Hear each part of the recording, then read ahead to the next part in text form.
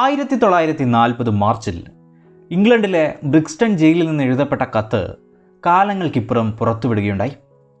അതിൽ ഇപ്രകാരം എഴുതിയിരുന്നു: ഇത്ര വേഗത്തിൽ മരിക്കുന്നതിന് ഞാൻ ഒരിക്കലും ഭയപ്പെടുന്നില്ല. ഞാൻ ഭരണത്തെ പരിണയിക്കുകയാണ്. എനിക്ക് തെല്ലും ദുഃഖമില്ല. എൻ്റെ രാജ്യത്തിൻ്റെ ഒരു പടയാളിയാണ് ഞാൻ. എൻ്റെ സുഹൃത്ത് അതായത് ഭഗത് സിംഗ് എന്നെ തനിച്ചാക്കി പോയിട്ട് ഏകദേശം 10 വർഷങ്ങളായിരിക്കുന്നു. എൻ്റെ മരണശേഷം എനിക്ക് അദ്ദേഹത്തെ കാണാൻ കഴിയുമെന്ന് ഉറപ്പുണ്ട്. അദ്ദേഹം എന്നെ കാത്തിരിക്കുകയാണ്. ഇപ്രകാരമുള്ള നീണ്ട എഴുത്ത് ബ്രിട്ടീഷ് കോടതി ദീർഘകാലം രഹസ്യമാക്കി വെക്കുകയുണ്ടായി. അത് അങ്ങനെയാണല്ലോ. ഇന്ത്യയുടെ സ്വാതന്ത്ര്യ സമര ചരിത്രവുമായി ബന്ധപ്പെട്ട് സുപ്രധാനമായ എന്നാൽ അധികമാരും അറിയാത്ത പല ഏടുകളും ഉണ്ടായിട്ടുണ്ടല്ലോ. അപ്രകാരം വീരോചിതമായ പല പോരാട്ടങ്ങളും നമ്മുടെ ചരിത്ര വഴികളിൽ എഴുതി ചേർക്കപ്പെട്ടിട്ടുണ്ട്. അങ്ങനെയെങ്കിൽ ഏത് കാലത്തും ഓരോ ഇന്ത്യക്കാരനും ഓർത്തിരിക്കേണ്ട ഒരു പേരാണ് ഉദ്ധം സിംഗ് എന്നത്. മുകളിൽ പറഞ്ഞ ആ കത്തെഴുതിയ അതേ ആൾ തന്നെ.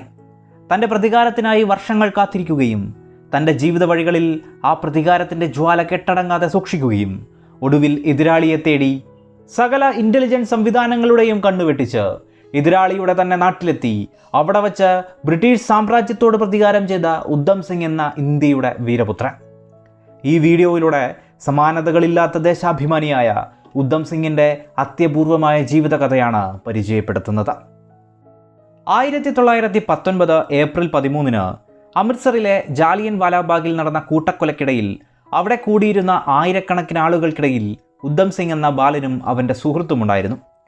അവിടെ പ്രതിഷേധ യോഗത്തിന് ഏവർക്കും വെള്ളമൊക്കെ നൽകി ആ ബാലനും പങ്കുചേർന്നിരുന്നു. എന്നാൽ ആ അന്തരീക്ഷമാകെ മാറി മറിയുന്നതിന് അധിക സമയമൊന്നും വേണ്ടി വന്നില്ല. ജനറൽ ഡയർ തൻ്റെ 150 സായുധ സേനാംഗങ്ങളോടും യന്ത്രത്തോക്കുകളോടും കൂടി അവിടെ എത്തുകയും നിരായുധരായ മനുഷ്യർക്ക് നേരെ വെടിയുതിർക്കുകയുമുണ്ടായി. ആ കൊടും ക്രൂരതയ്ക്ക് ദൃക്സാക്ഷിയായിരുന്നു ആ ബാലൻ. ജാലിയൻ വാലാബാഗിൽ പൊതുയോഗത്തിൽ പങ്കെടുക്കുകയായിരുന്ന ജനങ്ങൾക്ക് നേരെ മുന്നറിയിപ്പൊന്നും നൽകാതെ വെടിവെക്കാൻ ജനറൽ ഡയർ ഉത്തരവിടുകയായിരുന്നു. 2000-ഓളം മനുഷ്യരാണ് അന്നവിടെ മരിച്ചു വീണത്. വെടിയേറ്റും തിക്കിലും തിരക്കിലും പെട്ടും ഒരുപാട് പേരങ്ങനെ രക്തസാക്ഷികളായി. അതിലുമേറെ പേർക്ക് പരിക്ക് പറ്റുകയുമുണ്ടായി. കണക്കുകൾ അനുസരിച്ച് അന്നേ ദിവസം 1650 റൗണ്ട് വെടിവെപ്പ് നടന്നു എന്നതാണ്. ഈ സംഭവത്തിൽ ഉദ്ധമിൻ്റെ സുഹൃത്തും മരണപ്പെടുകയുണ്ടായി. നിലത്തു പറ്റിച്ചേർന്ന് കിടന്നതുകൊണ്ട് തന്നെ ഉദ്ധം വെടിയുണ്ടകളിൽ നിന്ന് രക്ഷപ്പെട്ടു. ആ നടുക്കുന്ന സംഭവത്തിൽ പതറിപ്പോവാതെ ആ ബാലൻ പിന്നീട് പരിക്കേറ്റവരുടെ ജീവൻ രക്ഷിക്കാൻ സഹായിക്കുകയുമുണ്ടായി. ജാലിയൻ വാലാബാഗ് ദുരന്തം ആ ബാലൻ്റെ മനസ്സിൽ ആഴത്തിൽ തന്നെ സ്വാധീനം ചെലുത്തിയിട്ടുള്ള കാര്യമാണ്. താൻ നടന്നു വന്ന വഴികളിൽ അത്രയും നേരം കണ്ടവർ അപ്രതീക്ഷിതമായി നിശ്ചലമായി കിടക്കുന്നത് കണ്ടപ്പോൾ അവൻ്റെ ഉള്ളിൽ പ്രതികാരത്തിൻ്റെ ജ്വാല ഉണർന്നു തുടങ്ങി. ഒരു നാൾ ഈ മനുഷ്യക്കുരുതിക്കും അനീതിക്കും പ്രതികാരം ചെയ്യുമെന്ന് അവിടെ വച്ച് തന്നെ അവൻ തീരുമാനമെടുത്തിരുന്നു. ഗോൾഡൻ ടെമ്പിളിലേക്ക് കടന്നു ചെന്ന അവൻ അവിടെ വച്ച് ഒരു ശപഥമെടുക്കുകയും ചെയ്തു. എൻ്റെ സഹോദരങ്ങളെ, സമാധാനമായി പ്രതിഷേധിച്ച മനുഷ്യരെ ഒരു കാരണവുമില്ലാതെ പൈശാചികമായി കൊല്ലാൻ നടപടിയെടുത്തവർക്കെതിരെ പ്രതികാരം ചെയ്യുമെന്നതായിരുന്നു ആ ശപഥം.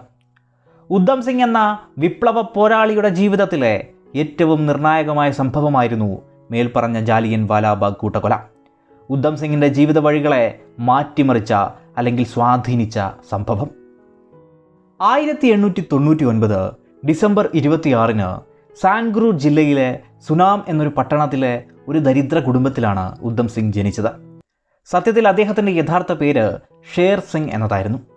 അച്ഛൻ തഹാൽ സിംഗ് അക്കാലത്ത് തൊട്ടടുത്ത ഗ്രാമമായ ഉപാലിൽ റെയിൽവേ ക്രോസിംഗിലെ വാച്ച്മാനായി ജോലി നോക്കുകയായിരുന്നു. ഉദ്ധമിന് മുക്താ സിംഗ് എന്നുപേരുള്ള ഒരു സഹോദരനും ഉണ്ടായിരുന്നു. ഉദ്ധം കുട്ടിയായിരിക്കെ തന്നെ അവൻ്റെ അമ്മ മരിക്കുകയുണ്ടായി. അതിനുശേഷം അച്ഛൻ മക്കളെയും കൂട്ടി അമൃത്സറിലേക്ക് താമസം മാറ്റുകയുണ്ടായി. പിന്നീട് അച്ഛനും മരണപ്പെട്ടു. അതായത് ഉദ്ധം സിംഗും സഹോദരനും കുട്ടിക്കാലത്ത് തന്നെ അനാഥരായി മാറിയവരാണ്. 8-ാം വയസ്സിൽ, അതായത് 1907 ഒക്ടോബർ 24 രണ്ടുപേരെയും അമൃത്സറിലെ സെൻട്രൽ കൽസ അനാഥാലയത്തിൽ പ്രവേശിപ്പിക്കുകയുണ്ടായി. അനാഥാലയത്തിൽ വച്ച് സിഖ് മതാചാരപ്രകാരം ഇരുവർക്കും പുതിയ പേരുകളും നൽകി. അങ്ങനെ ഷേർ സിംഗ് എന്നത് ഉദ്ധം സിംഗായും മുക്താ സിംഗ് സാധു സിംഗുമായി. 1917 ഉദ്ധം സിംഗിനെ ഏകനാക്കി മാറ്റിക്കൊണ്ട് അവൻ്റെ സഹോദരനും അപ്രതീക്ഷിതമായി മരണമടയുകയുണ്ടായി. 1918 മെട്രിക്കുലേഷൻ പരീക്ഷ ജയിച്ച ശേഷം ഉദ്ധം സിംഗ് അനാഥാലയമൊക്കെ വിടുകയുണ്ടായി. ജാലിയൻ വാലാബാഗ് കൂട്ടക്കൊലയുടെ സമയത്ത് രത്തൻ ദേവി എന്ന സ്ത്രീയുടെ ഭർത്താവിൻ്റെ ജഡം കണ്ടുപിടിക്കാനുള്ള ശ്രമത്തിനിടയിൽ ബാലനായ ഉദ്ധം സിംഗ് നിശാനിയമം ലംഘിക്കുകയും അതിൽ പരിക്ക് പറ്റുകയും ഒക്കെ ചെയ്തിരുന്നു. പിന്നീട് ഡോക്ടർ സൈഫുദ്ദീൻ കിച്ചിൽ സ്ഥാപിച്ച സൗരാജ് ആശ്രമവുമായി ഉദ്ധം സിംഗ് ബന്ധം സ്ഥാപിക്കുകയുണ്ടായി. താൻ നേരിട്ട അനുഭവത്തിൻ്റെ അലയൊലികൾ അവനെ വിട്ടൊഴിഞ്ഞിരുന്നില്ല. അവൻ്റെ ഉള്ളിലെ പ്രതികാരക്കനൽ കൂടുതൽ കത്തിയതല്ലാതെ കെട്ടടങ്ങുന്നതായിരുന്നില്ല. തൻ്റെ പ്രവർത്തനങ്ങൾ ക്രമേണ വിപ്ലവകാരികളുമായി ബന്ധം സ്ഥാപിക്കുന്നതിൽ അവനെ സഹായിച്ചു എന്ന് പറയാം. കുറച്ചു കാലത്തിന് ശേഷം ഉദ്ധം സിംഗ് ലാലാ ലജ്പത് റായ്, കിഷൻ സിംഗ്, ഭഗത് സിംഗ് എന്നിവരെയൊക്കെ കാണുകയുണ്ടായി. ഭഗത് സിംഗിൻ്റെയും അദ്ദേഹത്തിൻ്റെ വിപ്ലവ സംഘത്തിൻ്റെയും ആശയങ്ങളും പ്രവർത്തനങ്ങളും ഉദ്ധം സിംഗിൽ വലിയ സ്വാധീനം ചെലുത്തിയെന്ന് പറയാം. ഭഗത് സിംഗിനെ എപ്പോഴും അദ്ദേഹം മാർഗദർശിയായും കണ്ടിരുന്നു. വിപ്ലവ ഗാനങ്ങൾ ആലപിക്കാൻ ഏറെ ഇഷ്ടപ്പെട്ടിരുന്ന ഉദ്ധം സിംഗ് അക്കാലത്തെ വിപ്ലവകാരികളുടെ പ്രമുഖ കവിയായിരുന്ന രാം പ്രസാദ് ബിസ്മിലിനെ ഏറെ ഇഷ്ടപ്പെടുകയും ചെയ്തിരുന്നു. ജാലിയൻ വാലാബാഗ് കൂട്ടക്കൊലയ്ക്കൊക്കെ മുന്നേ, അതായത് 1918 കാലത്ത് ഉദ്ധം സിംഗ് സൈന്യത്തിലും ജോലി നോക്കിയിരുന്നു. എന്നാൽ മാസങ്ങൾക്കുള്ളിൽ തന്നെ അദ്ദേഹം അത് ഉപേക്ഷിക്കുകയുണ്ടായി. അതിനപ്പുറമാണ് ജാലിയൻ വാലാബാഗ് കൂട്ടക്കൊലയൊക്കെ സംഭവിക്കുന്നത്. അതും കഴിഞ്ഞ് കുറേ കാലത്തിനപ്പുറം അദ്ദേഹം ഒരു കരാറുകാരനൊപ്പം ജോലി ചെയ്യാൻ ആരംഭിച്ചു. ജോലിയുടെ ആവശ്യത്തിനായി ആഫ്രിക്കയിലേക്ക് അദ്ദേഹം പോവുകയുണ്ടായി. ആഫ്രിക്കയിലെ ജീവിതത്തിൽ കുറച്ച് പണം സമ്പാദിച്ച ഉദ്ധം സിംഗ് അമേരിക്കയിലേക്ക് കടന്നെത്തി. അമേരിക്ക നൽകിയ സ്വതന്ത്ര അന്തരീക്ഷം തൻ്റെ ഉള്ളിലെ പ്രതികാരം നടപ്പിലാക്കണമെന്ന വാശി വർദ്ധിപ്പിക്കാൻ ഉദ്ധമിനെ സഹായിച്ചു. ആ കാലത്ത് അമേരിക്കയിൽ സ്ഥിരതാമസമാക്കിയ ഇന്ത്യക്കാർ മാതൃഭൂമിയുടെ വിമോചനത്തിനായി ഗദ്ദർ പാർട്ടി രൂപീകരിച്ചത് അദ്ദേഹം നോക്കിക്കണ്ടു. സ്വാഭാവികമായും വിപ്ലവത്തിനുള്ളിലുള്ള ഉദ്ധം സിംഗ് അവരുമായി ബന്ധം സ്ഥാപിക്കുകയും അവരുടെ ആശയങ്ങളിൽ നിന്നും പ്രവർത്തനങ്ങളിൽ നിന്നുമൊക്കെ പ്രചോദനം ഉൾക്കൊള്ളുകയും ചെയ്യുകയുണ്ടായി. ഈ സമയം ഇന്ത്യയിൽ ഭഗത് സിംഗും കൂട്ടുകാരുമൊക്കെ വലിയ തോതിൽ വിപ്ലവ പോരാട്ടങ്ങൾ സൃഷ്ടിക്കുന്ന സമയം കൂടിയാണ്. ഇന്ത്യയിൽ നിന്നുള്ള വിപ്ലവ നേതാക്കന്മാരും ഭഗത് സിംഗുമൊക്കെ ഉദ്ധം സിംഗ് ഇന്ത്യയിലേക്ക് തിരിച്ചു വരണമെന്നും സ്വാതന്ത്ര്യത്തിന് വേണ്ടി പ്രവർത്തിക്കണമെന്നും അഭിപ്രായപ്പെടുകയുണ്ടായി. അപ്രകാരം ഉദ്ധം സിംഗ് ഒരു അമേരിക്കൻ വനിതയുടെ സഹായത്തോടെ ഏതാനും ആയുധങ്ങളടക്കം സംഘടിപ്പിച്ച് ഇന്ത്യയിലേക്ക് തിരികെ എത്തുകയുണ്ടായി. മറ്റ് വിപ്ലവകാരികൾക്ക് സഹായം നൽകാനായി അദ്ദേഹം ലാഹോറിലാണ് താമസമാക്കിയത്.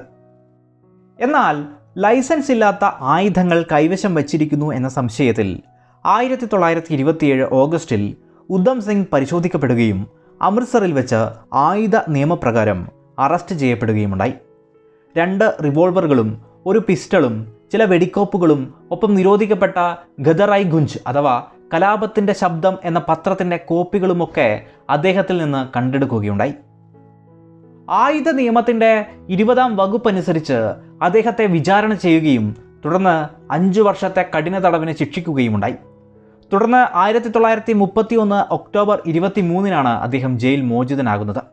എന്നാൽ ജയിൽ മോചിതനായ ശേഷം വിപ്ലവ പ്രവർത്തനങ്ങളിലേക്ക് എന്തിനേറെ യോഗങ്ങളിൽ പോലും പങ്കെടുക്കാൻ സാധിക്കാത്ത അവസ്ഥയായിരുന്നു ഉദ്ധം സിംഗിന് നേരിടേണ്ടി വന്നത്.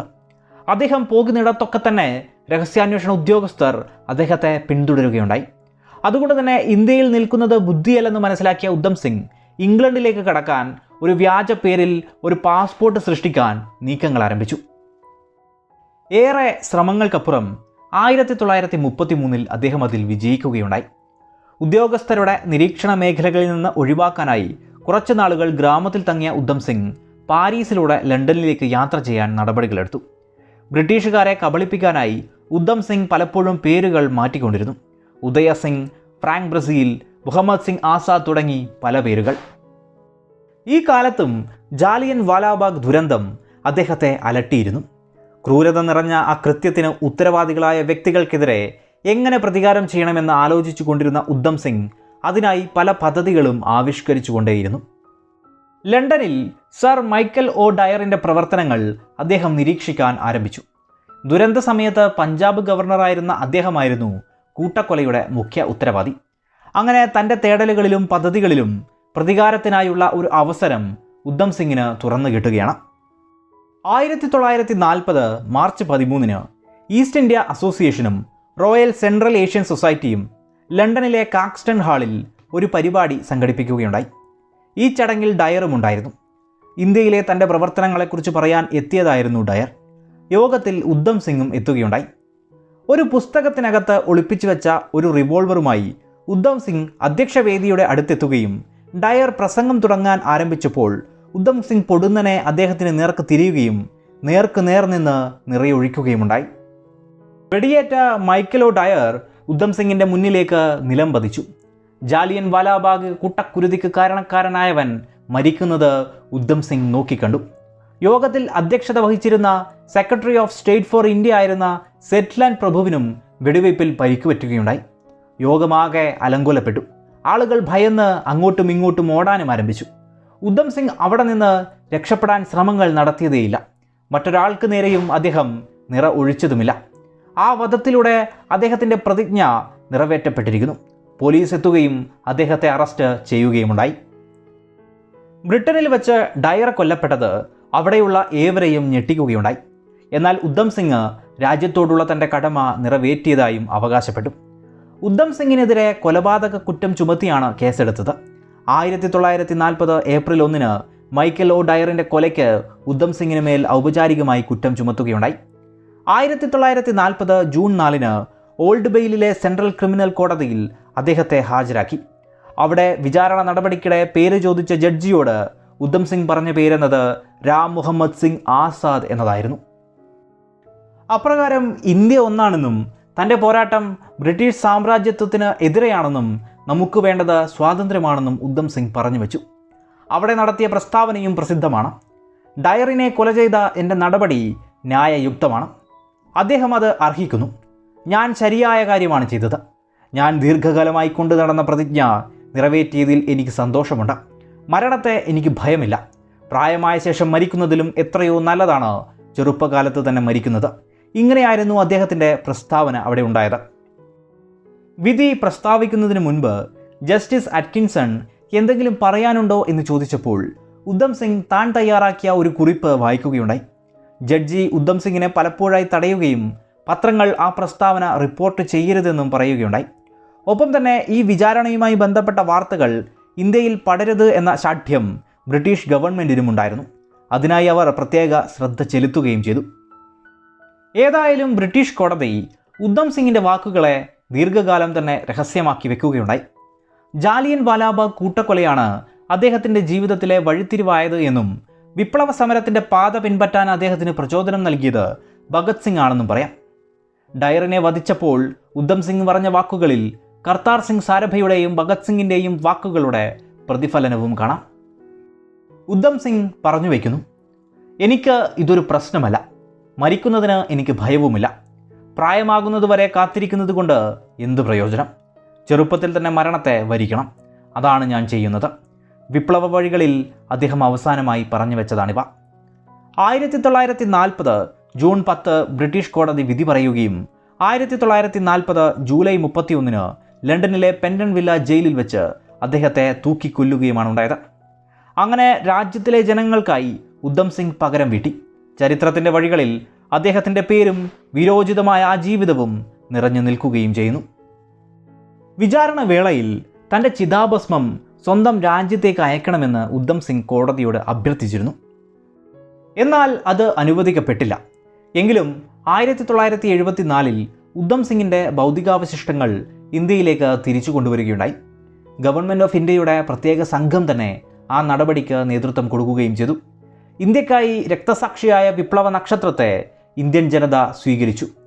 അന്നത്തെ ഇന്ത്യൻ പ്രധാനമന്ത്രിയായിരുന്ന ഇന്ദിരാഗാന്ധി, കോൺഗ്രസ് പ്രസിഡന്റായിരുന്ന ശങ്കർ ദയാൽ ശർമ്മ, പഞ്ചാബ് മുഖ്യമന്ത്രിയായിരുന്ന സെയിൽ സിംഗ് എന്നിവർ ചേർന്നാണ് അന്നത് സ്വീകരിച്ചത്. തുടർന്ന് ഉദ്ധം സിംഗിൻ്റെ ഭൗതികാവശിഷ്ടങ്ങൾ അദ്ദേഹത്തിൻ്റെ ജന്മനാടായ സുനാം ഗ്രാമത്തിൽ പൂർണ്ണ ഔദ്യോഗിക ബഹുമതികളോടെ സംസ്കരിക്കുകയും ചാരം സത്ലജ് നദിയിൽ ഒഴുക്കുകയും ചെയ്തു. അപ്രകാരം ആ വിപ്ലവകാരി സ്വാതന്ത്ര്യം നേടിയ ഇന്ത്യൻ മണ്ണിൽ തന്നെ അലിഞ്ഞു ചേർന്നു എന്ന് പറയാം.